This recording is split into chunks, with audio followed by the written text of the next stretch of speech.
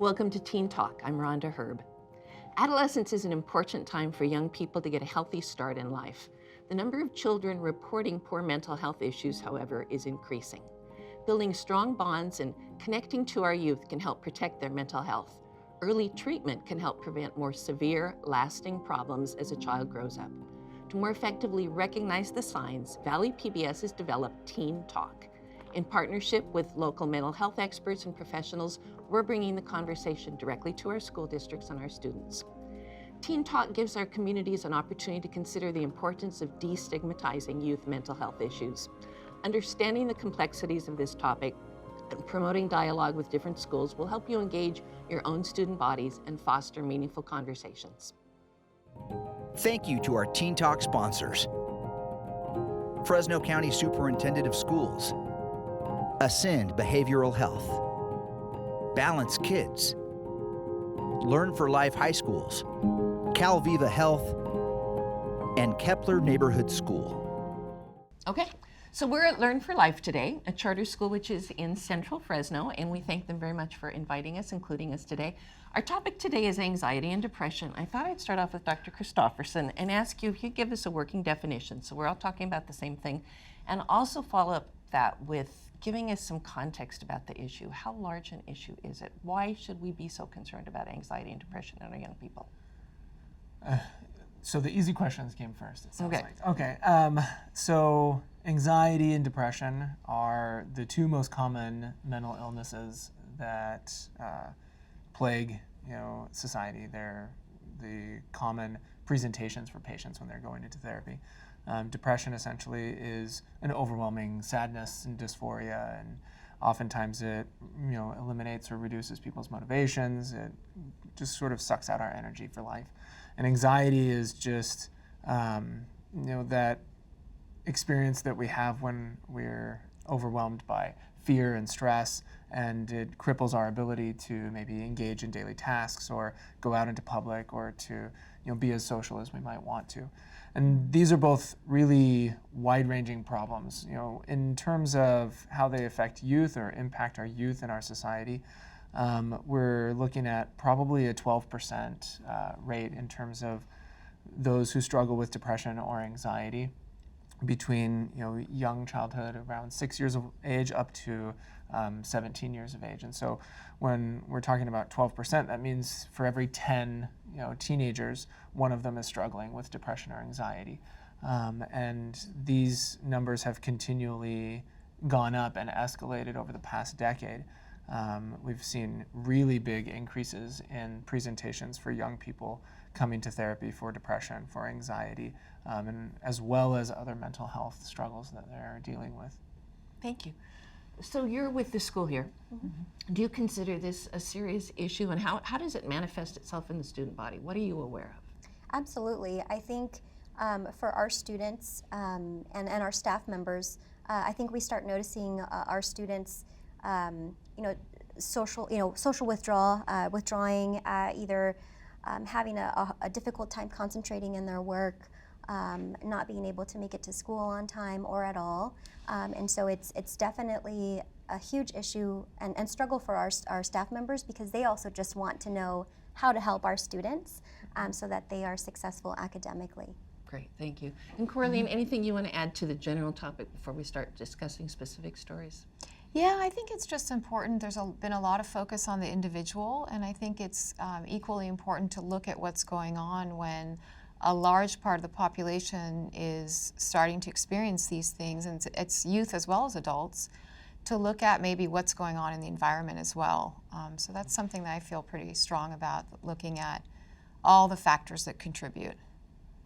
Okay, and we have 4 students with us today, and we thank all of you because you volunteered to be here, and this probably is adding to your anxiety too, but we'd love to hear your stories, what you are willing to share with us, what you feel comfortable sharing in terms of this topic.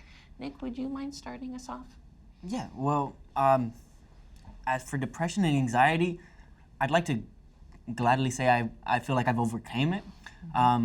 Back in 2019, when I originally came to Crescent View West, I did feel like I was in a low point in my life. My father had just passed away, and I was kind of throwing myself a pity party per se. I didn't really feel the motivation to come to school, and I pulled myself out of activities just to not be around people per se. But thankfully, over the years, I've developed more of a grateful mindset that you gotta be, instead of being a glass half empty person, more of a glass half full. You gotta look at what's positive in life and try to orient yourself towards that. Was the school environment here helpful for that?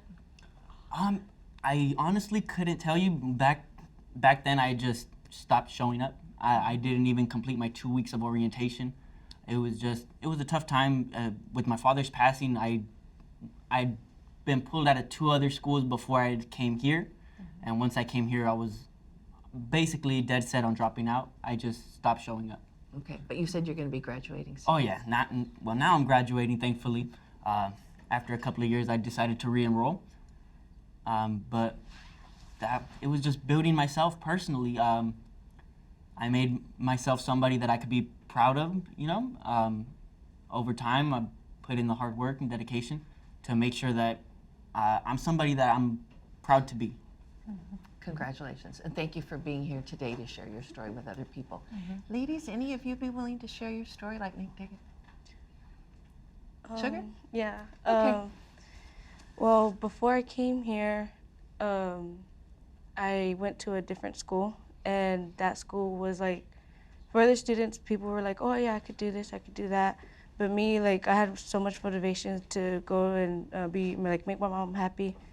And I ended up getting sick during the winter.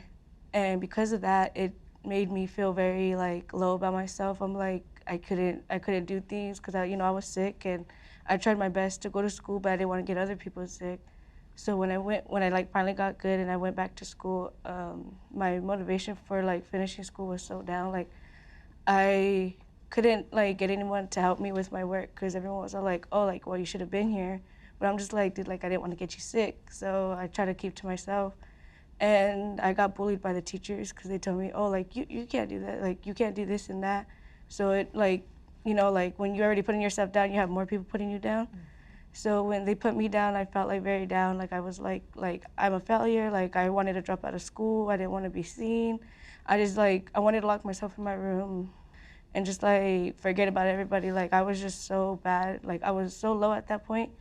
And before I came here, my mom was like, oh, like you're not a failure. Like trying to keep my motivation up. But I'm like, well, you're just gonna say that because you're my mom. And then when she like dropped me off here, I was like, well, it's gonna be the same thing. Like all the teachers are gonna do the same. The students are gonna bully me. Like I'm gonna just be talked about like just a new kid. Well, I came here and it was the way opposite. Like the school brought up my spirit. I met Soraya. Soraya helped me be the person I am now, give me the confidence in who I was. And she taught me to like be yourself, and like the negative stuff around you is always gonna be overpowered with the positive stuff. So if you think positive, your whole mindset will be so like freely and happy. And if you think negative, like all that stuff will just like wear you down. Like it's just like, like Thank you. just having That's a positive great stuff. story. So you're crediting both the school itself, but also having a very good friend here. Soraya, Yes. anything you want to add to that? Yes, personally myself, I really struggled with anxiety and depression. Even myself, I was diagnosed with it at a very young age. I was around 11, like 12-ish when I had my own problems, and it came from personal problems, like, my family, the way I was brought up, my environment, just my entire surroundings. So the mindset I grew up around, because I didn't grow up around, positive, like-minded people to lead me in the right path, I grew up with the same mindsets as them. I thought, like, school isn't important. You don't have to, you could just go in a different path, what the path was. Like, you could, like, either go into gangs, drugs, get locked up. That was all, my whole entire family was like that. So when I came to school, I really didn't try. I was hanging around the wrong people. I really had a poor mindset. I was hardly coming to school. Myself, I was pulled out of school before I came here, out of 2 schools. But when I finally came here, I could say the school really motivated me to become a better person, because they really check up on you. Like the counselors here, like Miss Ali, for example, she's a really important person to me because she helped me personally with a lot of personal problems. And the school doesn't leave you alone, like just give you a packet and just like say you could just do it and then leave you to be. Like they help you a lot. But I had to come over my problems. It took a lot of trials and tribulations to really become the person I am now. I guess I overcame the depression. Like, don't get me wrong, they are sad days, but it's not how it was back in the day. Like, where you really talk down on yourself and it's just so dark and gloomy. It's nothing like that at all now. I could say, I'm happy with life. I'm blessed to be where I'm at. And I have good friends like Sugar and, of course, other people here. And I could say, like, I don't know, the school's a good school. And, if people want to come and they have their problems, they could feel safe and welcomed here. Great, thank you. Thanks for sharing. Jay, we haven't heard from you yet, and you're our one graduate. What can you tell us about your experience? So I've been here since 7th grade, since middle school, and I didn't go to other high schools because I got kicked out. And I got kicked out because lack of attendance. So this was the only school that would accept me. And even still being here, I still had lack of attendance. Like, I would not go. And it's not because I didn't want to, it's more so of my family. So there would be fights like every morning, and I wouldn't be able to get a ride to school. And then that's when the school offered bus passes. So that's when I started taking the bus. And then I had to get into the routine of getting up early, and then just being up all night because of the arguments and my siblings getting kicked out and all that stuff. Just living in this so fearful environment. I developed anxiety, more so of my sleep. So when I would go to sleep, I wouldn't feel safe. And I still struggle with that to this day. So I can't sleep on my own, right? Because I feel like I have to wake up in 2 seconds and save someone. Or I have to wake up in 2 seconds and make sure my sister's okay. So even I don't live at home no more, and I still feel like I have to wake up and save people. So with that, struggling with that and lack of sleep, it definitely was a damper on my schoolwork. But with the class that I had, it was only 4 hours a day, Monday through Thursday. And they sat with you and they talked with me and they pulled me out of the classroom, and then instead of yelling at me or sending me home, because I was quiet, I didn't do anything. They talked with me. Hey, how are you? Every day. And I didn't say a word in 7th grade. I never spoke to them. 8th grade, I started to hang out more with friends and stuff, and they still pulled me out and talked to me. And throughout my whole high school years too, they were still there throughout everything, and it was still the same cycle until I moved out. I have to be up in 2 seconds, and it took me a while to graduate, right? So even though I graduated on time, I definitely could have graduated sooner. So it's like they were by my side through all of that. Thank you for sharing that.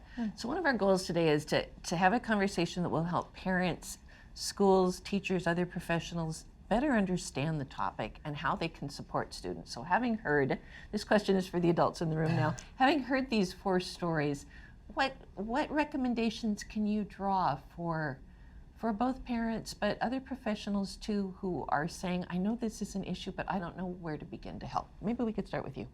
I would say that first I'd like to thank all you guys for being here, and I think that you ladies and Nick are really brave for being able to come and share your stories, and that's pretty awesome. And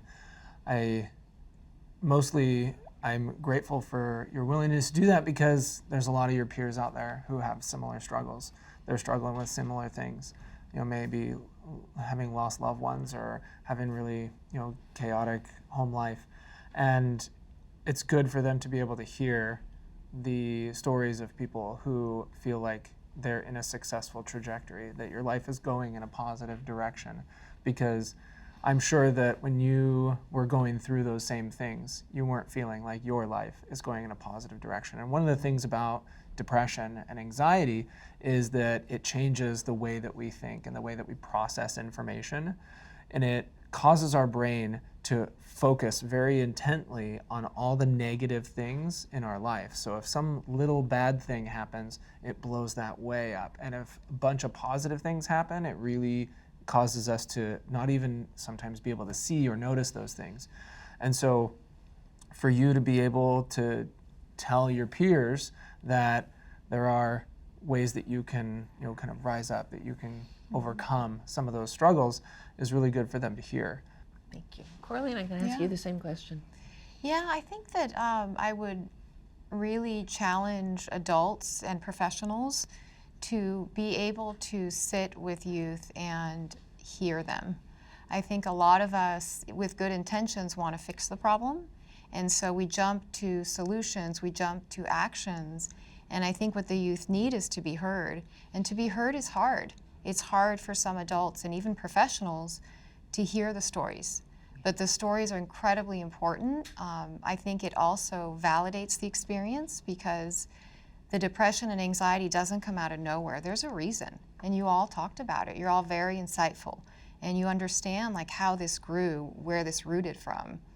And so I would just encourage professionals and adults, A, to take up the challenge to hear difficult stories and sit with them, and B, to understand there's a story behind depression and anxiety. It doesn't just come up out of nothing, and that these teens, adults, anyone who experiences this, there is a reason, there is a story. They're not faulty, we're not injured. There's a story, and it makes sense. Thank you. Yeah. I heard an awful lot of talk about how the school was supportive of students and how a change in the environment was helpful for them. Anything you want to say about that? Absolutely, and I think also to piggyback off of what Caroline was saying, how important it is to hear the voices of the students and the staff members as well, because they also want to help. And so earlier this year, we took part in a professional development opportunity, and so we wanted to hear from our staff members to say, hey, what are some of the things that you're interested in learning about? And a main topic was how to help our students dealing with anxiety and depression. And so knowing that every school district has different issues, we wanted to hear from our students, and so we sent out a voluntary survey to our students. We surveyed about 100 students and asked them, what are your top stressors in life? The first one being school issues, family issues was the second, and then money issues was top 3. And so digging deeper into the school issues, students were wanting their teachers to know that they were having trouble focusing on work. So it wasn't that they were purposefully not coming to school, it's that they were having issues. Something was getting in the way that was not allowing them to really focus, be here focused, get their work done. Okay, so we talked a lot about communication and the importance, and we talked about the importance of listening. I want to ask the students here if you could answer this question for me.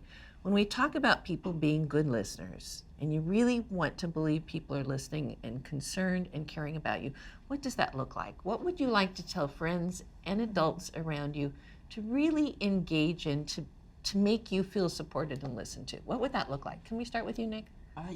It's more of it's a reciprocated response per se. To sit there and listen to the conversation is one thing, but to be able to take key notes from it and to shoot those back at the student so that he understands that the main points of what it is they were trying to say were listened to and heard, you know? So it's just being able to reciprocate what it was the student said to you and be able to shine what I'd call like a different set of eyes on it, you know? Maybe give them a different perspective, because a lot of the time students are looking at it from their own personal perspective, and it's nothing but negativity, especially if they are in a depressed state. When you're able to shine a new set of eyes on that and maybe help them see that it's not as bad as it is, or it could be worse per se, it helps them get a better footing in their feelings so that they can hopefully start to progress in a better direction. Great, thank you. Ladies, any of you willing to answer that question? Yeah, I could say when a student or even your own child comes to talk to you, it's honestly just about really listening to them and not really putting their opinion into it, like how he said, to be reciprocated back. It's more say like reassuring them like it's okay, like you will get through this, instead of being like, well, I went through this when I was your age and it's not that serious, it's not that deep, like you should be able to overcome it type of thing, but to really listen and try to see where that person is coming from, because where they're coming from, you might see it totally differently, but what they're feeling, you cannot feel how they feel. So I feel like it's honestly just really just listening, just communicating back, but in the right way, instead of just being so opinionated, to just really like understand where that person is coming from. Because if you understand where they're coming from, that child will feel more comfortable to go to you about it because you hear them out instead of like judging them in a way or just dismissing them and minimalizing their feelings. I want to talk about resources that are available to people, but before we go to that conversation, Nick, when you started this out, you said something very interesting. You talked about the glass half full and the glass not half full. Yeah. Okay. That whole concept of being able to make that mental adjustment in your life to, okay, I used to have a very negative attitude and everything didn't necessarily improve, but I was able to make changes to how I viewed things. Can you say more about that and what tools you got to help you through that process of getting more to the half full rather than half empty? Well, it all starts with little steps. You know, you're not gonna one day wake up and decide you're gonna be a happier person. But it's a lot of like self-hypnosis per se. You gotta wake up and start really believing that today is gonna be a good day. You gotta wake up on the right side of the bed every single day and just start your day off on the right path. And to me, it's a lot mind over matter over anything.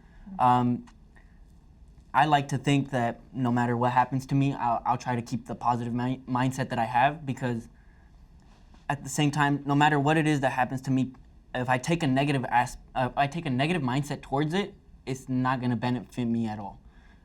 To have a negative mindset in a negative situation is only going to make it much worse, you know? So for me, it's the closest thing to making it better is to start off and having the correct mindset.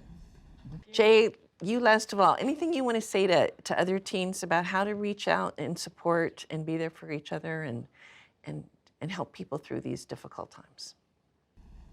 I would say, just from my experience, is just write. Writing was useful for you, a kind of Yeah. therapy. Just write it, and that way, if you want to share it to anyone, just hand it.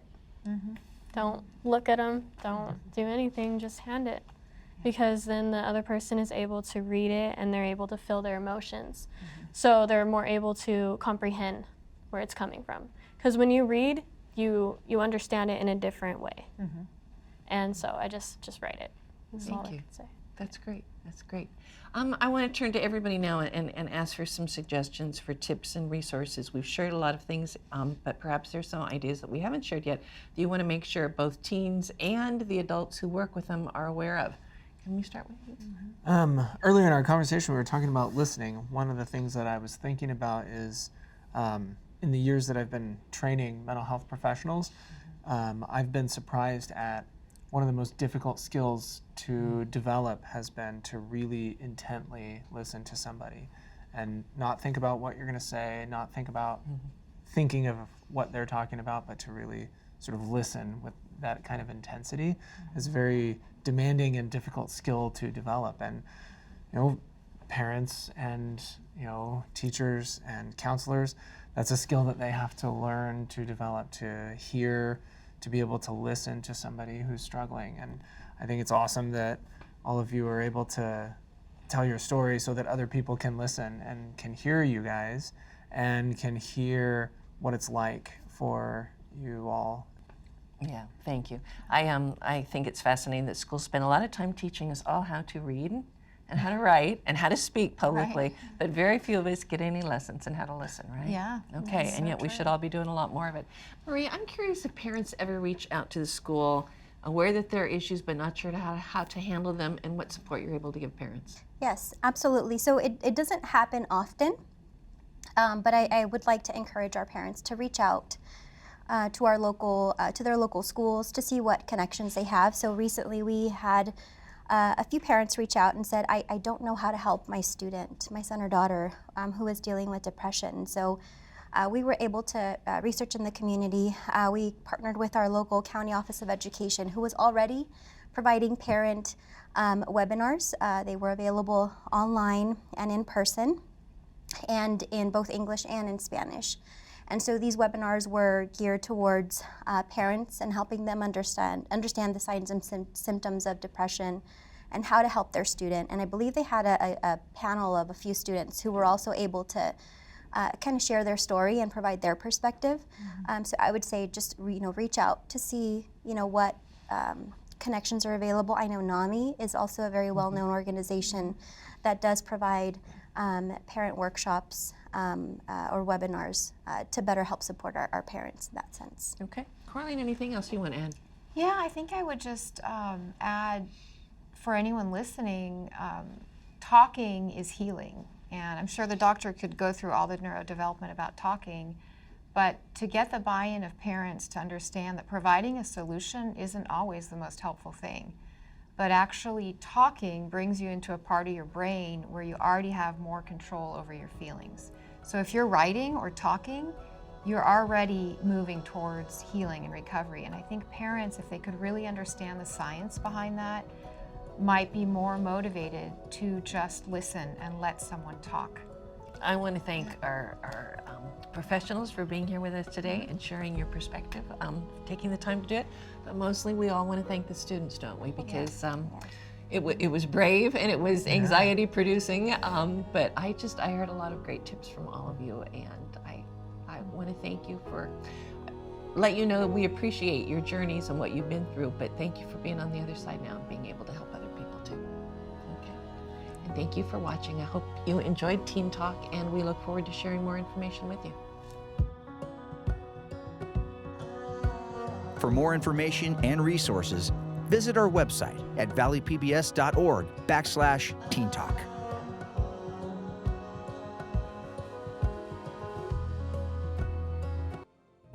Thank you to our Teen Talk sponsors: Fresno County Superintendent of Schools, Ascend Behavioral Health, Balance Kids, Learn for Life High Schools, Calviva Health, and Kepler Neighborhood School.